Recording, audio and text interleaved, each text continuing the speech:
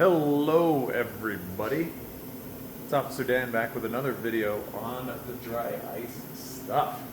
It's been going pretty well here in Albuquerque. Got a car up on the lift. We got our two compressors, we have the dryer, we have my old machine, which is over there, which we used for basically the entire year this year, and it did pretty well. It did everything we needed to do. It definitely made its money back, and it still works. With this now has become our mobile machine. So this is the one that we can take with us because it's smaller, it's more compact, and I gave them a ton of feedback on these machines, and they came up with, as I walk around here, ladies and gentlemen, feast your eyes on the Sanitmax SM2000, the upgraded version of what I had. Version 2, if you will, of their cleaning machines. One of the biggest pain points was lack of capacity, so they have almost doubled the capacity of ice that can be put into this machine. One other thing was the static buildup on the thing, so they gave a nice jean covered cover over that. And then the biggest change is going to be this trigger. So now you have an on and off switch right there without having to hit a remote or walk over to the machine and turn it off. Otherwise, it's all pretty much the same. Runs off the air pressure. You got your power, your air, and your ice, how much ice you want to use, and your start and stop for your ice output.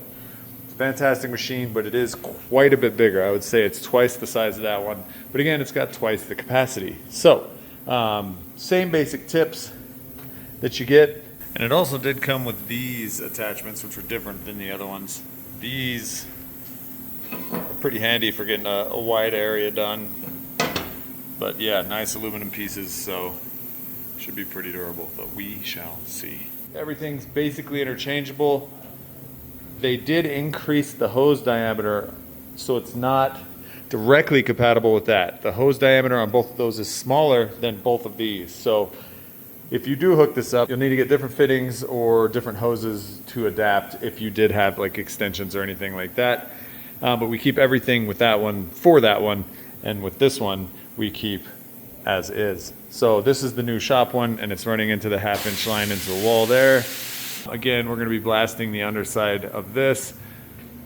Now these machines have been pretty fantastic overall.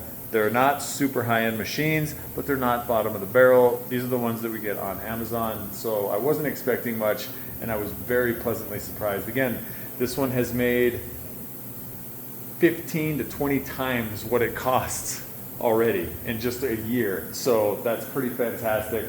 And then we have the big boy, which makes just little comfort for life changes. I ran lines all the way around the shop, as you can see. Plumbs off to my tire machine, but that's for a whole different operation there.